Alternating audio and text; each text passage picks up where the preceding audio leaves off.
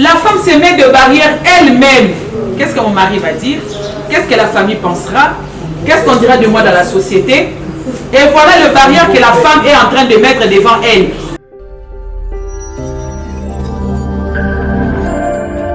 Chère maman, c'était pour moi, je vous assure, c'était pas facile. Vous imaginez un peu la marche de l'UDPS à l'époque. Ce n'est pas comme aujourd'hui, hein? Donc vous courez à gauche, vous courez à droite. Et pire encore, le papa oublie qu'il avait mené toute sa bande.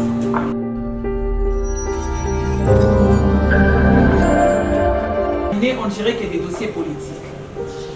J'ai géré les dossiers de Marie-Thérèse Landou. J'étais dans ce dossier, dans le collectif. J'étais dans le collectif du dossier Chebeya. J'étais dans ces mêmes collectifs. Dans le dossier Firmé Yangami, vous en connaissez. Les journalistes et Bapoua. J'étais dans ces collectifs. Allez-y comprendre que quand vous êtes dans ces collectifs d'avocats qui combattent le pouvoir en place, donc vous vous attendez à tout. On changeait d'adresse à tout moment. On changeait de numéro de téléphone à tout moment.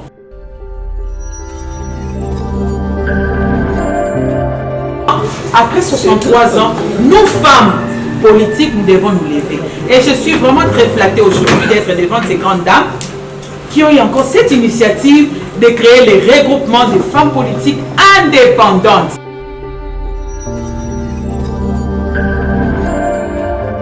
De pouvoir faire mieux que l'homme. Dans une maison, c'est la femme qui gère tout.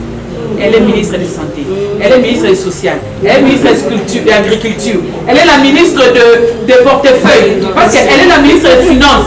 Voilà le pouvoir de la femme déjà dans son foyer. Donc, elle gère tous ces ministères.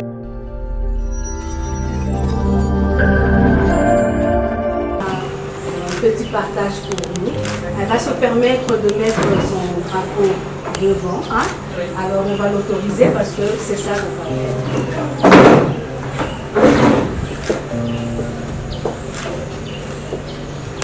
En tout cas, vous allez d'abord premièrement m'excuser. J'aime bien intervenir debout pour présenter à la population ou bien aux spectateurs que la femme est capable aussi de rester debout. Parce que je suis d'abord premièrement avocate. Je commence par me présenter, c'est Maître Diane Chibolama Dia. Je suis avocate depuis 2004 et j'ai commencé ma vie politique parce que je commençais aussi ma carrière d'avocate dans un grand cabinet chez le bâtonnier Jean-Joseph Mukendi Wamulumba. Commençons ma carrière là-bas. C'est lui qui m'a donné le goût de faire la politique. Vous connaissez quand même ces grands messieurs, conseillers de M. Étienne Tshisekedi Wamulumba, dont le papa de notre actuel président de la République. Donc c'est là où j'ai commencé, enfin, je peux dire, mon aventure politique. En 2005, un bon matin, mon papa me demanda, mais ma fille, je sens en toi en tout cas un grand courage. Est-ce que tu ne peux pas m'accompagner à une marche? Parce que nous étions tous des l'UDPS. J'ai dit pourquoi pas. Je mets des baskets et voilà mon aventure qui commence en politique. Chère maman, c'était pour moi, je vous assure, c'était pas facile. Vous imaginez un peu la marche de l'UDPS à l'époque. Ce n'est pas comme aujourd'hui, hein? Donc vous courez à gauche, vous courez à droite. Et pire encore, le papa oublie qu'il avait mené toute sa bande. Donc quand le papa disparaissait, il oubliait qu'il y avait ses filles à côté, il y avait ses fils à côté. Et voilà comment le combat a commencé à l'UDPS. Donc j'étais combattante de l'UDPS.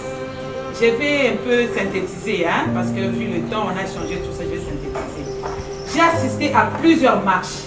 Et ce qui m'a encore plus motivé encore à me lancer dans la politique, vous savez, dans ces cabinets, on ne gérait que des dossiers politiques. J'ai géré les dossiers de Marie-Thérèse Landou. J'étais dans ce dossier, dans le collectif. J'étais dans le collectif du dossier Chebeya. J'étais dans ces mêmes collectifs. Dans le dossier Firmé Yangami, vous en connaissez. Les journalistes et Bapoua. J'étais dans ces collectifs.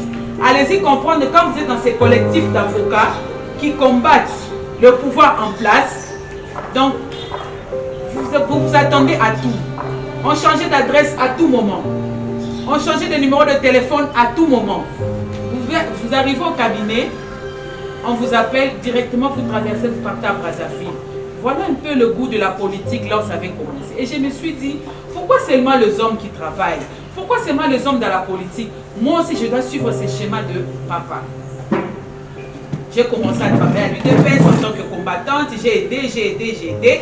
Et actuellement, là, je suis dans le parti politique, le mouvement de Congolais Unis. Parti cher au camarade président national, Jean-Paul Chivwila Ilunga. Et là, comme je vous ai dit, j'ai beaucoup travaillé. J'ai commencé d'abord à gérer l'exécutif national du genre femmes et famille. J'ai montré de quoi j'étais capable. Je n'ai pas voulu entrer dans la politique pour que je sache ou bien que je connaisse le président. J'ai montré de quoi j'étais capable par les écrits. J'ai montré de quoi j'étais capable parce que la femme aujourd'hui s'est dit non, pour que je puisse adhérer à tel poste, il faut. Mais moi, en tant que femme politique, je suis là devant vous. Je vous donne ces coups-là de faire la politique. Parce que la politique, cette fois-ci, c'est nous les femmes.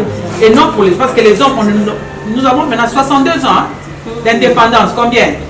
63 ans. Les bilans? Les bilans? C'est mitigé. Hein. Ah, voilà. Donc, j'avais eu la réponse. Maintenant, après 63 ans, nous, femmes politiques, nous devons nous lever. Et je suis vraiment très flattée aujourd'hui d'être devant ces grandes dames qui ont eu encore cette initiative de créer les regroupements des femmes politiques indépendantes. Donc, cela veut dire que c'est le goût déjà de la politique. Mais elles sont indépendantes, ne sachant pas encore dans quel parti adhérer. Donc, elles sont encore en train de stimuler la femme congolaise à pouvoir faire quoi? La politique. C'est pourquoi les grandes dames aujourd'hui, je suis là devant vous aujourd'hui, devant ces grandes dames qui m'ont fait cet honneur de prendre la parole en première. Donc, je vous demanderai en tout cas de faire la politique parce que notre pays aujourd'hui a besoin de cette femme congolaise que nous sommes. Évitons l'hésitation. La femme hésite. La femme a peur. La femme se met de barrières elle-même. Qu'est-ce que mon mari va dire? Qu'est-ce que la famille pensera? Qu'est-ce qu'on dira de moi dans la société? Et voilà le barrière que la femme est en train de mettre devant elle. Or, la femme a tous les atouts de pouvoir faire mieux que l'homme. Dans une maison, c'est la femme qui gère tout. Elle est ministre de Santé, elle est ministre du Social, elle est ministre de l'Agriculture, elle est la ministre de Portefeuille, parce qu'elle est la ministre des Finances. Voilà le pouvoir de la femme déjà dans son foyer. Donc, elle gère tous ces ministères. Allez-y comprendre maintenant, nous prenons ces ministères, donnons à cette femme congolaise. Voilà comment on aura un très bon résultat. Parce que nous faisons l'effort dans nos foyers de réussir, n'est-ce pas? Oui. Exact. Maintenant, on vous donne ces ministères à gérer. Tu feras avec le cœur de mère pour que la voisine, ma collaboratrice, puisse être dans de meilleures conditions. C'est pourquoi, pour chuter, je dirais que la femme doit s'élever. La femme congolaise, elle est intelligente, elle est brillante, elle est forte, mais bannissons la peur, éloignons. Donc, la fausse, hein, et l'hésitation plutôt, il faut enlever ça en nous. Et là aussi, je tiens aussi à vous informer que je vais postuler. Ah.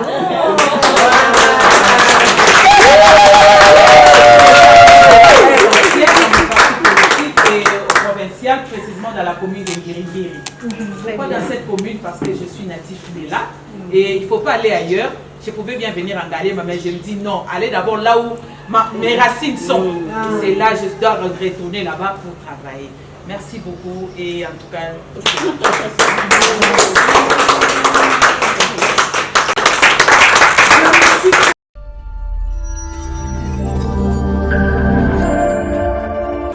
Mon objectif aujourd'hui, dans cette grande cérémonie, c'était pour donner à la femme le goût de faire la politique.